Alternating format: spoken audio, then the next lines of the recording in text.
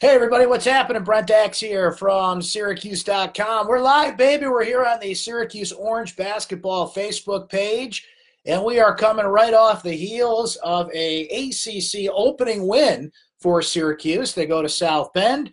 They take care of business against the Fighting Irish of Notre Dame with a 72-62 victory. So Syracuse is now 10-4 overall. They're 1-0 in ACC play, and we are here to talk about it with you thanks to our friends at Crouse Health. So if you are watching this live, do me a favor, just give a like and a share on this post. Let people know that we're here chatting with you on this Saturday afternoon. Hello to those of you that are watching sometime in the future on YouTube. It's a good reminder for you that we do put this on YouTube in case you can't be here live after every game, and we'll be here after every ACC game for the rest of the season. We do put this up on YouTube as well, on the Syracuse Orange Sports page, certainly on YouTube, or you can find it in my recap on syracuse.com. It was quite an impressive win for the Orange, and a lot to break down and a lot to go over from this one in South Bend. So you guys hop in the comments there and do your thing. I'll start responding to you here shortly. But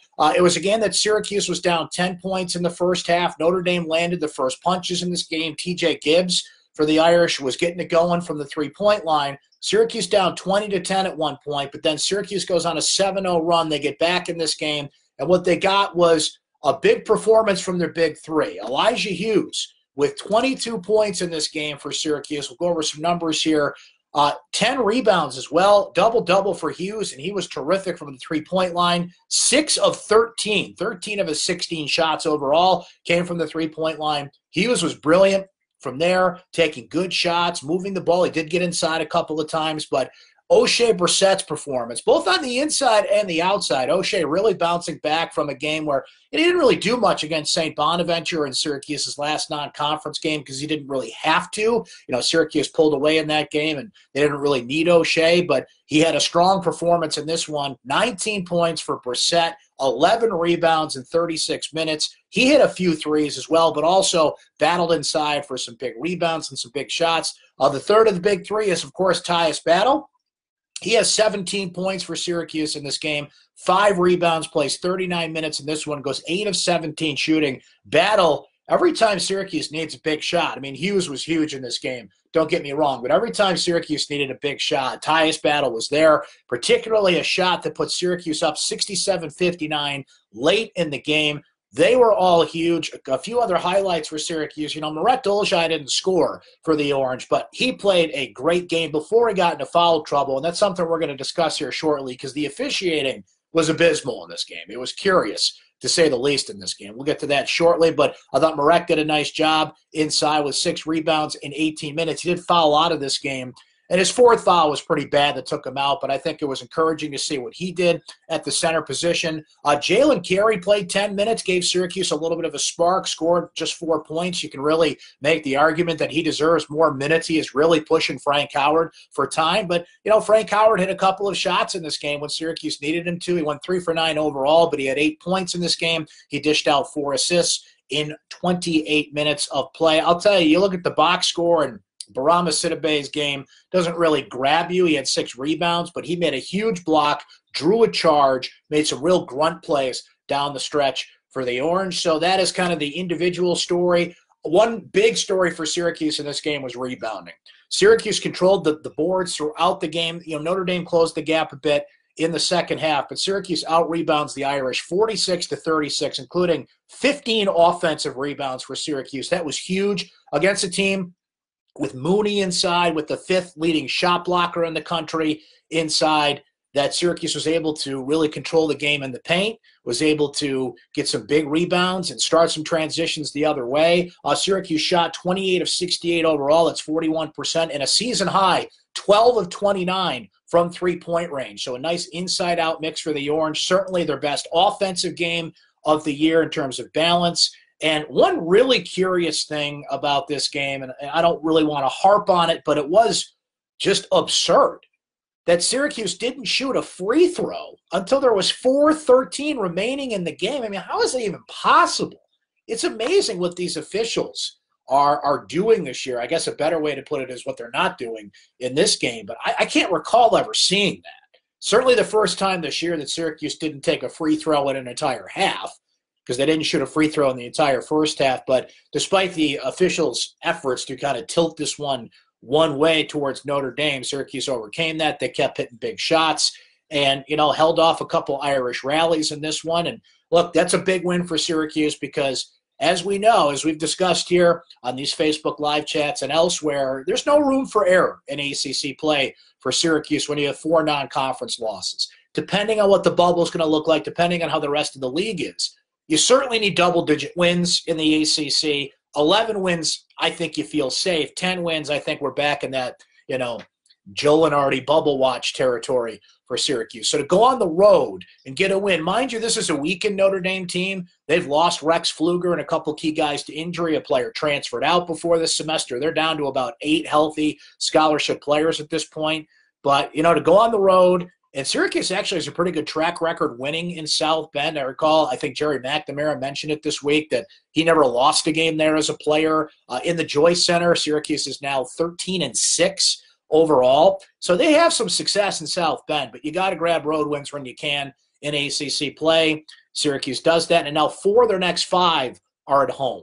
So that is a big win for Syracuse. There's plenty of ACC play to go here. The Orange are going to have their ups and downs, but they got off on the right foot here, and now we'll see if they can take advantage of those home games because they really haven't through non-conference play. It's the first time they lost back-to-back non-conference games at home ever since going to the Carrier Dome. They have 4 non-conference losses total, the other 2, of course, being at Madison Square Garden against Connecticut and Oregon. But, Syracuse really has to cash in those chips. They'll play next Wednesday night against Clemson at the Carrier Dome. And that's a Clemson team going into today that already had 3 losses themselves. So a couple of big things for Syracuse there. We mentioned three-point shooting. Their big 3 was big, and rebounds. That really tells the story of this game. Plus, kind of riding out the ridiculous officiating. I can't recall ever seeing that. Maybe it's happened once or twice before, but to go, in a 40-minute basketball game, go nearly 35 minutes before you even step to the free throw line it's absurd is what it is. Frankly, I didn't mind it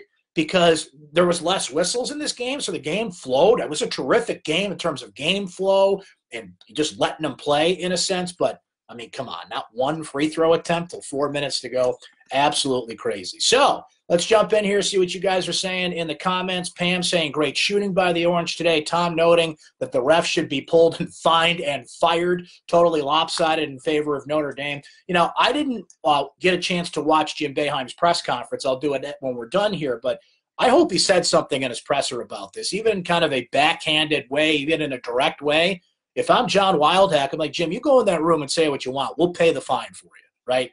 So you got to say something about that. So I agree with you, Tom. Claude saying any win in the ACC is big. It absolutely is. A lot of you saying that. A big win on the road. David talking about how Hughes was on fire.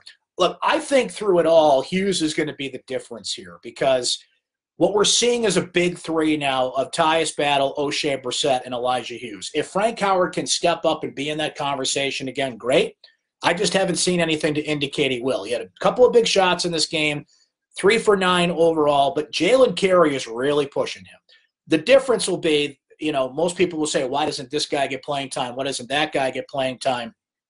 And most of the time, the explanation for that is defense. Jalen missed a couple of guys. TJ Gibbs notably, letting him get open for some threes, and that will always aggravate Boeheim. That will always really determine your playing time here. But look, Frank has got Jalen Carey breathing down his neck, and that's a good thing because Frank cannot penetrate. Frank is not willing to do it. He can't get inside, whereas Jalen Carey has no fear. Jalen Carey is quick. Jalen Carey's got a great first step. He's willing to get inside, and not only to penetrate and balance out the offense, but to draw some fouls. Not today, of course, because these officials were ridiculous, but he's willing to do it. Now, you don't want to charge at, the fifth leading shot blocker in the country too often, but I just like that Jalen's fearless. But you brought up Elijah in that comment. This kid is just rounding into form. It's now at the point where if you're opposing ACC teams, you're going to start to watch film. And typically when basketball coaches watch film, they'll go back about 4 or 5 games. And it's going to get to the point where you say, well, we got Tyus here, we got O'Shea, but we got a key on this guy. Because 6 3-pointers today. He is now 22 today, but he has scored at least 15 points in 7 consecutive games. That's a difference maker right there. That is what Syracuse didn't have last year. A guy that could play both on the inside and the outside. You know, look, last year was last year in terms of depth. Syracuse didn't have any. This is a deep team. And, you know, look, Elijah was great. We got to give a lot of credit to O'Shea Brissett. I saw my syracuse.com colleague, Donna DeTota, mention this, and she's absolutely right. What we saw today is the player he can be.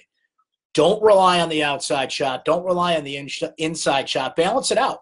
Go to both. He can hit that top of the key three, but he can also mix it up inside, make some plays there. His confidence is growing on that end. So now you got to spread the defense out because you're at a point where Syracuse still doesn't have consistent inside play from the center position, right? I thought Marek was great today. Again, he didn't score, but, you know, rebounding, defense, hustle plays, if he didn't get into foul trouble, you know, certainly would have been a big contributor for the Orange. Barama Sidibe was a lot better on the defensive and rebounding end. He's still not a good offensive player. And look, Pascal Chukwu, I just don't know what to say anymore. The guy is 7'2", which means he's like 90% to the hoop as it is, gets a lob inside, has all day to dunk the ball, and he pulls the ball down and looks behind him for the defender. Now, big fella, just go up. You should have caught the ball in the air and dunked it.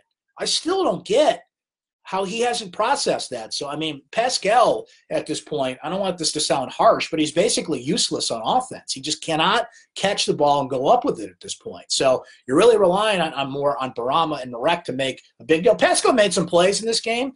In the first half, I thought he, grabbed some rebounds and redirected some plays, but he's just not what Syracuse needs at that position. So what you do need is a balance kind of on the perimeter and a few guys that can get in, and that's Tyus Battle, Elijah Hughes, and O'Shea Brissett at this point. We're still waiting for Frank Howard to come around, but with Jalen Carey able to balance that out, it's a good thing for Syracuse. Buddy Boeheim let me just double-check myself here.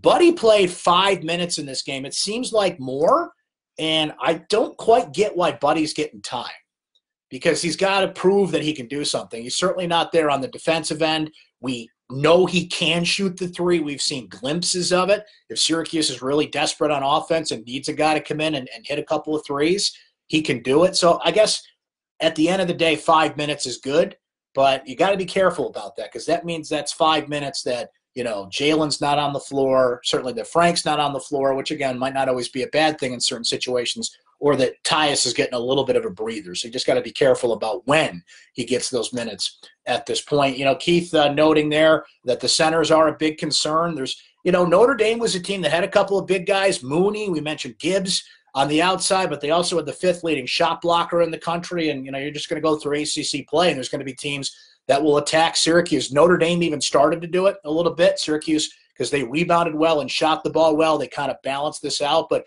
you really saw the Irish attack the back line of the zone defense, which teams typically do. But they were really getting some success there. And there's going to be teams that are just going to go there all day. I just picture what Zion Williamson's going to do to Syracuse coming up next Monday, January the 14th. So there's going to be some tough sledding in ACC play inside with the center position where it is right now. Josh saying Coach took out Tyus and put in Buddy. I didn't get that.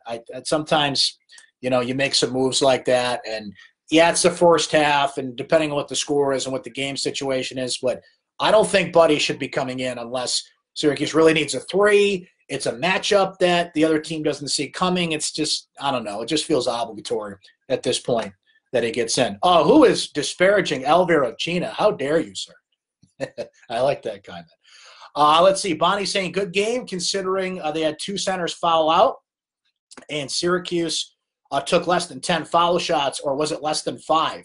A win on the road always good. Bonnie, it was 4. Let me double check that. I'm pretty sure Syracuse went 4. Yeah, 4 or 5. It's just so. Again, on one hand, I love it because that means the game flowed and there weren't a lot of whistles. But on the other hand, how do you only get to the free throw line 5 times? When you mention it, Bonnie, that Syracuse had Marek and Pascal foul out of this game. To Pascal's credit, okay, the 4th, or was it the 3rd, one of the late fouls they called on him. How do you call a guy for pushing when his hands are up the whole time? I mean, there were about 4 or 5 calls, and refs make mistakes, we know that. But there were about 4 or 5 calls in this game where I just was befuddled. And that one on Pascal absolutely takes the cake. And it came at a pretty critical time in the game. Syracuse was up 46-38. Notre Dame got a 3 on the ensuing possession. They cut the lead down to 2. If Syracuse didn't just keep coming down and hitting shots, the refs on 3 or 4 different occasions just made these calls and said, hey, we're going to get you back in this game, Notre Dame. It was ridiculous. But, sometimes you got to beat 2 opponents on the floor, right? Brian saying Stewart is in the picture, but Duke and Michigan State seem to be in the lead. He likes Joe Girard III, and I believe his father might want him to come close to home. So you guys are talking some recruiting there. Yeah, Stewart's interesting. From what I understand, we're talking about Isaiah Stewart. For those of you not familiar, would be a huge get on the recruiting end for Syracuse. He's a kid that's from Rochester. He's playing prep ball right now out in Indiana, I believe. Somebody correct me if I'm wrong on that. But big rebounder, big player. He'd be, speaking of lack of presence in the middle, he'd be a huge get for Syracuse. He and Joe Girard III do get along, Brian. That's a great point. Joe Girard III, by the way, who had 58 points in a game for Glens Falls last night, the sharpshooting kid from Glens Falls that's coming into Syracuse next year. So Syracuse is a pretty good class of 2019 coming in with Girard, with Bryson Goodine, with Quincy Guerrier, the kid from Canada. But if they can get Isaiah Stewart, you're talking about a top 10 class at that point. Sean saying, can we forego using a center and play 5 out like Duke? I'm not against that. I think you got to be creative when you play Duke. Duke's tough, man. We saw it in the Sweet 16 last year, and Marvin Bagley III just owned Syracuse inside. And now you got Zion Williamson, you got R.J. Barrett. I mean, that team, especially in Cameron on the 14th coming up next Monday, that is going to be some tough sledding for Syracuse. Anthony saying, is this Syracuse team better than last year? That's a great question. Because the Syracuse team last year, remember, started 1-4 in conference play and had to battle their way in and had enough wins in the ACC tournament. They were literally team 68 in the NCAA tournament, last team in, and they ended up in the Sweet 16. Does that sound like what this team could be if certain things don't come around, the center position doesn't improve, and some other things that we mentioned? The difference, I think, at this point, per that question, Anthony, is they're deeper. Are they better? I mean, ultimately, the win total will decide that. They're certainly deeper. They certainly have more options at this point. 10, 11 wins in the ACC is what you need. On paper, they're certainly better. Will they round that out is the question. And if it is 10 wins, if that's what we're discussing, then what are those 10 wins? That's the big thing, because you have 4 non-conference losses. Your best non-conference win is Ohio State. What are those 10 ACC wins? This isn't a good example of it. Will a win on the road against Notre Dame end up being a quality win for Syracuse? Because Notre Dame looks down. They're injured a little bit. I think, Mike Bray's a great coach, and he always seems to find a way to get Notre Dame to compete. But ultimately, where will this win rank in ACC play? It's one Syracuse needs right now. They had to get off on the right foot, and any ACC win on the road is big. But when it comes to the NCAA selection committee, how's it going to look down the road? So if you're only at 10 ACC wins, what are those 10 wins? And ultimately, this one will factor into that discussion. Rob saying, credit Sidibe for showing some moxie and fortitude down the stretch on the defensive end. Absolutely, Rob. Boeheim, I didn't watch the presser, but I saw a comment on Twitter from somebody who was at the presser saying that, Barama made 2 big hustle plays down the stretch, drew a charge and blocked a shot and grabbed a couple big rebounds. He was big. And he's been pretty quiet as of late for Syracuse. So even just making a few plays, it just goes down to if you can get anything from the center position offensively and those hustle plays that you need between Marek Barama and even Pascal. And, today was a great example of let Tyus, Elijah, and O'Shea create on offense, get just enough from Jalen and Frank and anybody else who comes in and get some hustle plays on the other side, you're going to be in good shape. Rebounding was so big today because Syracuse was all over missed shots by Notre Dame, and they grabbed 15 offensive rebounds today. I'm very curious to see if that can continue going forward. Rebounding, half the battle is just effort. There's a lot of technique with rebounding, positioning, and timing and things of that nature, but it's a lot of want to as well. So Syracuse can continue to at least exhibit that a little bit. It's such a huge advantage for them when they can't rebound. It's tough in a zone, and it's tough when Syracuse gets stuck in that rut when they take a lot of three-pointers because you're just giving a lot of free rebounds to opposing teams when those rim out. But when you shoot well, it cuts back on that deficit, and that's what we saw today from Syracuse. Brian noting that Syracuse must win 4 of its next 5 as it gets tougher at the end of ACC play. That's another great point, Brian. The schedule, I'm going to pull it up while we're yakking about it here. the end of the schedule for Syracuse on the ACC front, woo, baby, it's tough. So when you've got 4 of the next 5 at home, as Syracuse does, you got to take advantage of this. So let's look at Syracuse's, we're only 1 game into the ACC, but let's look at the back end here, okay? I'll start it right about here. February 13th at NC State. NC State's actually better right now than maybe people anticipated. You're home for Louisville. 3 days later, home for Duke, the big one against Duke on the 23rd. You turn around 3 days later, go to North Carolina. March 2nd at Wake Forest. March 4th, Virginia. And then you finish out March 9th at Clemson. Syracuse gets Clemson for the first time coming up next week. That is a brutal end to the schedule for Syracuse. So they have absolutely got to be on their best, playing their best at that point with some big matchups. Duke, there's 2 best teams in the ACC, and you're getting them at the end of the slate. So got to rack up as many ACC wins as you can here early on in the schedule, particularly with 4 of the next 5 at home. Javen saying, team looked very smooth today. What do you think next Monday looks like? Honest answer. I'll always give you the honest answer, Javen. I think they're going to get blown out. They just don't match up with Duke. And there's no shame in saying that. There's a lot of teams that just don't match up with Duke. Duke's amazing at this point. They're going to get blown out. I think they're going to lose by 18 to 20 points at Cameron. But hope I'm wrong about that, because I always like to see exciting, competitive games at Cameron. Okay, what do you say we end it there for now? Appreciate you guys hanging with me here on this Saturday afternoon. So just keep in mind, we will be here after every ACC game live on the Syracuse Orange Basketball Facebook page. Hope you can check out my recap.